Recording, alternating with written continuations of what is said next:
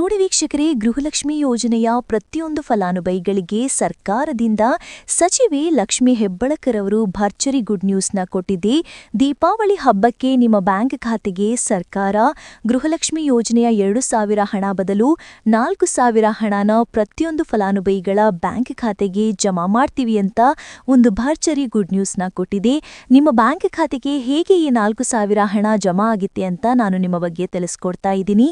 ಅದೇ ರೀತಿ ನಾಳೆ ಶನಿವಾರ ಅಕ್ಟೋಬರ್ 18ರಂದು ಕರ್ನಾಟಕದ 24 ಜಿಲ್ಲೆಗಳಿಗೆ 2 ಹಂತಗಳಲ್ಲಿ ಗೃಹಲಕ್ಷ್ಮಿ ಯೋಜನೆಯ ಈ 4,000 ಹಣ ಜಮಾ ಆಗ್ತಾ ಇದ್ದು, ಬನ್ನಿ ವೀಕ್ಷಕರೇ, ಸರ್ಕಾರದಿಂದ ಯಾವ ಫಲಾನುಭವಿಗಳಿಗೆ ಹಣ ಜಮಾ ಆಗ್ತಾ ಇದೆ ಮತ್ತು ಯಾವ ಫಲಾನುಭವಿಗಳಿಗೆ ಹಣ ಕ್ಯಾನ್ಸಲ್ ಆಗಿದೆ ಅಂತ ನಾನು ನಿಮಗೆ ತಿಳಿಸ್ಕೊಡ್ತಾ ಇದ್ದೀನಿ. ಅದಕ್ಕಿಂತ ಮೊದಲು ವಿಡಿಯೋ ನೋಡ್ತಾ ಇರುವ ಪ್ರತಿಯೊಬ್ಬರ ಹತ್ರ ಕೂಡ ಒಂದು ಚಿಕ್ಕ ರಿಕ್ವೆಸ್ಟ್ ಇದೆ. ನೀವೇನಾದ್ರೂ ಇನ್ನೂ ಕೂಡ ನನ್ನ ಚಾನೆಲ್ ಸಬ್ಸ್ಕ್ರೈಬ್ ಆಗಿಲ್ಲ ಅಂದ್ರೆ ದಯವಿಟ್ಟು ಪ್ರತಿಯೊಬ್ಬರು ಚಾನೆಲ್ನ ಸಬ್ಸ್ಕ್ರೈಬ್ ಮಾಡ್ಕೊಳ್ಳಿ, ಹಾಗೆ ವಿಡಿಯೋಗೆ ಒಂದು ಲೈಕ್ನ ಕೊಡಿ.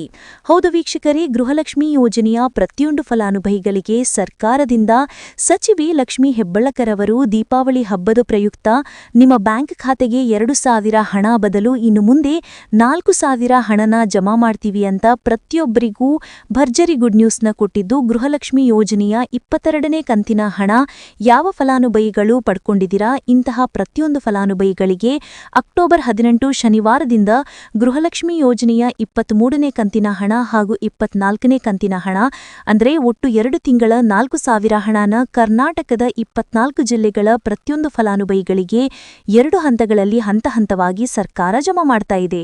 ಅದೇ ರೀತಿ ಈ ಬಾರಿ ನಿಮ್ಮ ಬ್ಯಾಂಕ್ ಖಾತೆಗೆ ಹಣಕಾಸು ಇಲಾಖೆಯಿಂದ ಈ 4,000 ಹಣ ಜಮಾ ಆಗಬೇಕು ಅಂದರೆ ಸರ್ಕಾರದಿಂದ ಕೆಲವೊಂದು ನಿಯಮಗಳನ್ನು ಜಾರಿಗೆ ತಂದಿದ್ದು, ಈ ನಿಯಮಗಳ ಆಧಾರದ ಮೇಲೆ ಗೃಹಲಕ್ಷ್ಮಿ ಯೋಜನೆಯ ಫಲಾನುಭವಿಗಳ ರೇಷನ್ ಕಾರ್ಡ್ ಮತ್ತು ಆಧಾರ್ ಕಾರ್ಡ್ನ ಸರ್ಕಾರ ಚೆಕ್ ಮಾಡ್ತಾ ಇದೆ.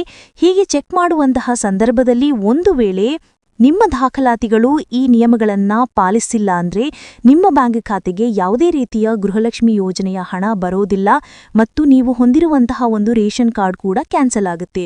ಹಾಗಾದರೆ ಬನ್ನಿ ಸ್ನೇಹಿತರೆ, ಸರ್ಕಾರ ಜಾರಿಗೆ ತಂದಿರುವ ಈ 5 ನಿಯಮಗಳು ಏನು ಮತ್ತು ಯಾವ ಫಲಾನುಭವಿಗಳಿಗೆ ಹಣ ಕ್ಯಾನ್ಸಲ್ ಆಗಿದೆ ಅಂತ ನಾನು ನಿಮಗೆ ತಿಳಿಸ್ಕೊಡ್ತಾ ಇದ್ದೀನಿ. ಅದಕ್ಕಿಂತ ಮೊದಲು ನಾಳೆ ಶನಿವಾರ ಅಕ್ಟೋಬರ್ 18ರಂದು ಕರ್ನಾಟಕದ ಯಾವ 24 ಜಿಲ್ಲೆಗಳಿಗೆ ಸರ್ಕಾರ ಗೃಹಲಕ್ಷ್ಮಿ ಯೋಜನೆಯ 23ನೇ ಕಂತಿನ ಹಣ ಹಾಗೂ 24ನೇ ಕಂತಿನ ಹಣ ಅಂದ್ರೆ ಒಟ್ಟು 2 ತಿಂಗಳ 4,000 ಹಣನ 2 ಹಂತಗಳಲ್ಲಿ ಜಮಾ ಮಾಡ್ತಾ ಇದೆ ಅಂದ್ರೆ ನೋಡಿ ಸ್ನೇಹಿತರೆ, ಮೊದಲ ಹಂತದಲ್ಲಿ ಬಾಗಲಕೋಟೆ, ಬೆಂಗಳೂರು ನಗರ, ಬೆಂಗಳೂರು ಗ್ರಾಮಾಂತರ, ಬೆಳಗಾವಿ, ಬಳ್ಳಾರಿ, ಬೀದರ್, ವಿಜಯನಗರ, ಚಾಮರಾಜನಗರ, ಚಿಕ್ಕಬಳ್ಳಾಪುರ, ಚಿಕ್ಕಮಗಳೂರು, ಚಿತ್ರದುರ್ಗ, ದಕ್ಷಿಣ ಕನ್ನಡ, ದಾವಣಗೆರೆ, ಧಾರವಾಡ ಮತ್ತು ಗದಗ್ ಈ ಜಿಲ್ಲೆಗಳ ಪ್ರತಿಯೊಂದು ಫಲಾನುಭವಿಗಳಿಗೆ ಸರ್ಕಾರ ಮೊದಲ ಹಂತದಲ್ಲಿ 2 ತಿಂಗಳ 4,000 ಹಣನ ಜಮಾ ಮಾಡ್ತಾ ಇದೆ.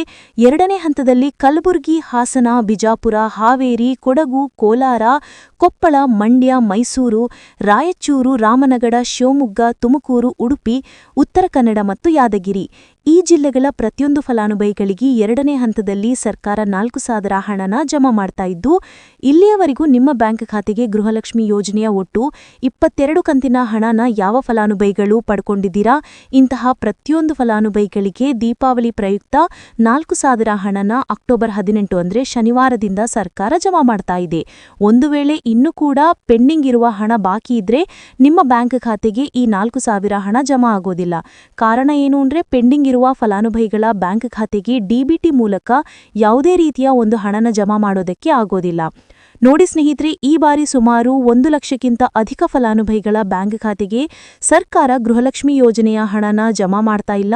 ಕಾರಣ ಏನು ಅಂದ್ರೆ ನಿಮ್ಮ ಬ್ಯಾಂಕ್ ಖಾತೆಗೆ ಡಿಬಿಟಿ ಮೂಲಕ ಹಣ ಜಮಾ ಮಾಡುವಂತಹ ಸಂದರ್ಭದಲ್ಲಿ ಸರ್ಕಾರ ಸಾಕಷ್ಟು ಫಲಾನುಭವಿಗಳ ಒಂದು ಬ್ಯಾಂಕ್ ಖಾತೆಗೆ ಹಣ ಜಮಾ ಮಾಡೋದನ್ನ ಕ್ಯಾನ್ಸಲ್ ಮಾಡಿದೆ. ಯಾಕಂದ್ರೆ ಇತ್ತೀಚೆಗೆ ಹಣಕಾಸು ಇಲಾಖೆ ಜಾರಿಗೆ ತಂದಿರುವ 5 ನಿಯಮಗಳ ಆಧಾರದ ಮೇಲೆ ಪ್ರತಿಯೊಂದು ಫಲಾನುಭವಿಗಳಿಗೆ ಸರ್ಕಾರ ಈ ಒಂದು ಹಣನ ಜಮಾ ಮಾಡ್ತಾ ಇದ್ದು, ಯಾರೆಲ್ಲ ಫಲಾನುಭವಿಗಳು ಈ ನಿಯಮಗಳನ್ನು ಪಾಲಿಸಿಲ್ಲ ನಿಮ್ಮ ಬ್ಯಾಂಕ್ ಖಾತೆಗೂ ಕೂಡ ಹಣ ಜಮಾ ಆಗೋದಿಲ್ಲ.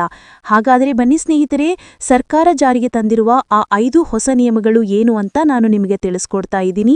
ನೋಡಿ ಸ್ನೇಹಿತರೆ, ಮೊದಲನೇ ಒಂದು ನಿಯಮ ಬಂದು ಸಾಕಷ್ಟು ಫಲಾನುಭವಿಗಳು ಹೊಂದಿರುವಂತಹ ಒಂದು ರೇಷನ್ ಕಾರ್ಡ್ ಏನಿದೆ, ಆ ಒಂದು ರೇಷನ್ ಕಾರ್ಡ್ನ ಮನೆಯ ಸದಸ್ಯರ ಪ್ರತಿಯೊಬ್ಬರ ಒಂದು ಆಧಾರ್ ಕಾರ್ಡ್ನ ನಿಮ್ಮ ರೇಷನ್ ಕಾರ್ಡಿಗೆ ಕಡ್ಡಾಯವಾಗಿ ಲಿಂಕ್ ಮಾಡಿಸಬೇಕು. ಅಂದ್ರೆ ಈ ಒಂದು ಲಿಂಕ್ ಮಾಡಿಸುವಂತಹ ಒಂದು ಪ್ರೊಸೀಜರ್ಗೆ ಸರ್ಕಾರ EKYC ಅಂತ ಕರೀತಾರೆ.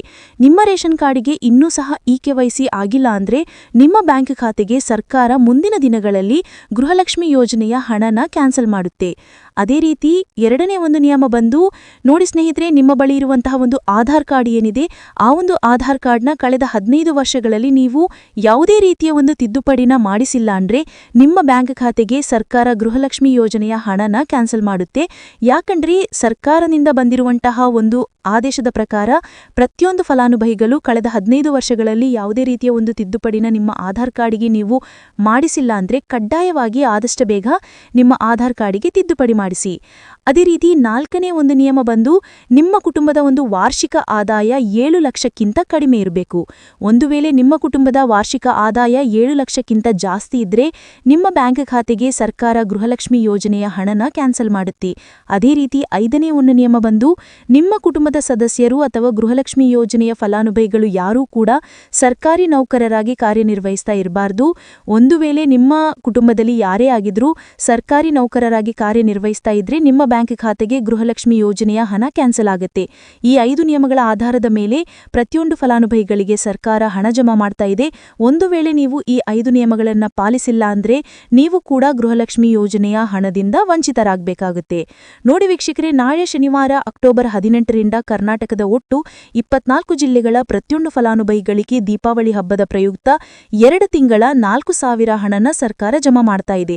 ಆದಷ್ಟು ಬೇಗ ಪ್ರತಿಯೊಂದು ಫಲಾನುಭವಿಗಳ ಬ್ಯಾಂಕ್ ಖಾತೆಗೆ ಈ 4,000 ಹಣ ಜಮಾ ಆಗಲಿದೆ ಅಂತ ಹೇಳ್ತಾ, ಇದಿಷ್ಟು ಸರ್ಕಾರದಿಂದ ಬಂದಿರುವಂತಹ ಒಂದು ಮಾಹಿತಿಯಾಗಿದೆ.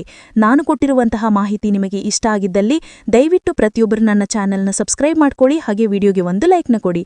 Thank you for watching.